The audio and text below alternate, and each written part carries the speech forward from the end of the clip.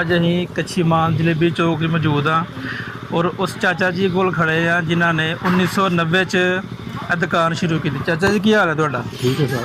ਚਾਚਾ ਕੀ ਨਾਮ ਹੈ ਤੁਹਾਡਾ? नूर अहमद।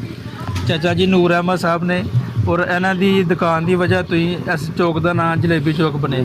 ਚਾਚਾ ਜੀ ਕਿਹੜੇ ਸਾਲ 'ਚ ਦੁਕਾਨ ਬਣਾਈ ਜੀ? 90 1990 1990 'ਚ। हाँ जी। ਚਾਚਾ ਜੀ ਤੁਹਾਡੀ ਜਲੇਬੀ ਜਿਹੜੀ ਹੈ ਮਾਸ਼ਾਅੱਲਾ ਬੜੇ ਕਮਾਲ ਦੀ ਹੈ ਔਰ ਪੂਰੇ ਬਜਵਾਸ 'ਚ ਦਾ ਨਾਮ ਹੈ। इंशाल्लाह। ਹਰ ਬੰਦੇ ਦੀ ਖੁਆਇਸ਼ ਹੁੰਦੀ ਕਿ ਜਲੇਬੀ ਚੌਕ 'ਚ ਜਾ ਕੇ ਚਾਚਾ ਰਹਿੰਦਾ ਤੇ ਜਲੇਬੀ ਚਾਚਾ ਕੀ ਖਾਸੀਅਤ ਹੈ ਇਹਦੀ?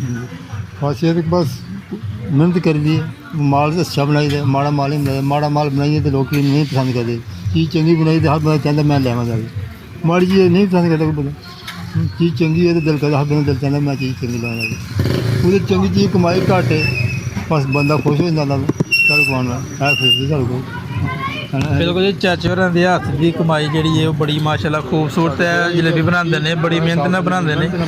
ਚਾਚਾ ਜਲੇਬੀ ਦੇ ਇਲਾਵਾ ਤੁਸੀਂ ਮਠਿਆਈ ਵੀ ਬਣਾਉਂਦੇ ਹੋ? जी बना ਮਠਿਆਈ ਦਾ ਕੀ ਰੇਟ ਚੱਲਦਾ? मठियाई का मुफ्त रेट है जिस को बनाओ जे आम वास्ते बनाइए आम बनाइए कोई इन्हें 300-400 रुपये होंगे। फिर जो कोई चंगी स्पेशल बना ले तो 600-700 रुपये ला दे 6-7 क्योंकि महंगी चीज़ सौदे हिसाब से चलना पैंदा। जो है सौदा कोई बनाओ हिसाब से चलना कोई महंगाई के हिसाब लै पैंदा कि जलेबी 270 रुपये 270 ਰੁਪਏ। हाँ। ਤੇ ਜਲੇਬੀ ਬਣਾਉਣ ਵਾਸਤੇ ਤੁਸੀਂ ਕਿਹੜੀ ਕਿਹੜੀ ਚੀਜ਼ ਇਹ 'ਚ ਸ਼ਾਮਲ ਕਰਦੇ ਹੋ? ਇਹਦੇ 'ਚ ਚੀਨੀ ਘਿਓ ਮੈਦਾ ਮਸਾਲੇ ਹੁੰਦੇ ਨੇ ਉਹ ਇਸਤੇਮਾਲ ਕਰਦੇ। ਚਾਚਾ ਜੀ ਇਹ ਦੱਸੋ ਅੱਜ ਕੱਲ੍ਹ ਦਾ ਦੌਰ ਹੈ, ਮਹਿੰਗਾਈ ਦਾ ਦੌਰ ਹੈ, ਤੁਸੀਂ ਹਕੂਮਤ ਨੂੰ ਕੀ ਕਹਿਣਾ ਚਾਹੁੰਦੇ ਹੋ? ਮਹਿੰਗਾਈ ਹੋ ਗਈ ਹੈ, ਤੁਹਾਡੇ ਕੰਮ ਤੇ ਕਿੰਨਾ ਕੁ ਅਸਰ ਪਿਆ ਜੀ? बहुत बड़ा असर पे है। ਚੀਨੀ ਦਾ ਕੀ ਰੇਟ ਹੋ ਗਿਆ? 5100 रुपये थोड़ा जी आ रहे।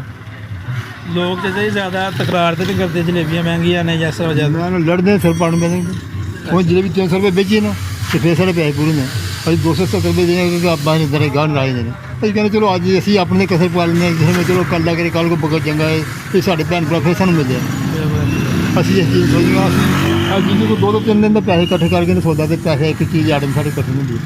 सिर्फ की ये अभी पुराने बैठे हैं मुद्दे बैठे बहुत टाइम गुजर गया भैन भरा तो कहना चलो बने आते साढ़े को आस कर गुजर आते दूर दूर चल जाते तो जे असी उन्होंने कही असी इन्ने पैसे बंदे को हो सकते इन्ने नहीं भी होंगे कोई बंदा माड़े और पिछले 1 रुपया बधे पर 10 रुपये बधा लूँ करियाने वाला जाओ ना 1 रुपये बाद 10 रुपये चलेंगे 10 रुपये चलेंगे 10 रुपये 5000 सौदे 10 रुपये उत्ते बाद उन्हें कही यार नहीं कहते 10 रुपये दे तो सानू साढ़े को 2 किलो चीज़ ना रुपये 20-30 लोगों को छिड़ा ले कई यार देने ही नहीं असी करना और साढ़े जो पुरानी बैठे हैं तो मैं प्यार मोहब्बत की गल बाबा अरसा गुजर गया थोड़ा रह गए तो आते जाते भैन भरा चलो मिलते कि नहीं कोई बच्चे साढ़े इतने निकले पैदा हो जवान हो गया साढ़े को आते हैं स्कूलों पढ़ते बच्चे आते रहे आते तो इस वास्ते असीं कहने चलो आते दिन साढ़े को रौनक बनी है सानू भी रब लून मार देखदा पर ऐसे लून मार लेना औखा हो गया। ਚਾਚਾ ਜੀ ਇਹ ਜਲੇਬੀ ਹੈ ਜੀ ਬੜੇ ਕਮਾਲ ਦੀ ਹੈ, ਅਸੀਂ ਵੀ ਜ਼ਰੂਰ ਟੇਸਟ ਕਰਾਂਗੇ।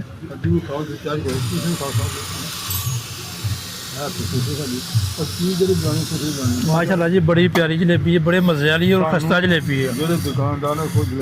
ਜਦੋਂ ਵੀ ਤੁਹਾਡਾ ਚੱਕਰ ਲੱਗੇ ਬਜਵਾਤ ਦਾ ਕੱਚੀ ਮਾਂ ਚੌਕ 'ਚ ਜਲੇਬੀ ਚੌਕ ਹੈ, ਚਾਚਾ ਨੂਰਦੀਨ ਦੀ ਦੁਕਾਨ ਹੈ। ਮਿਹਰਬਾਨੀ ਸ਼ੁਕਰੀਆ।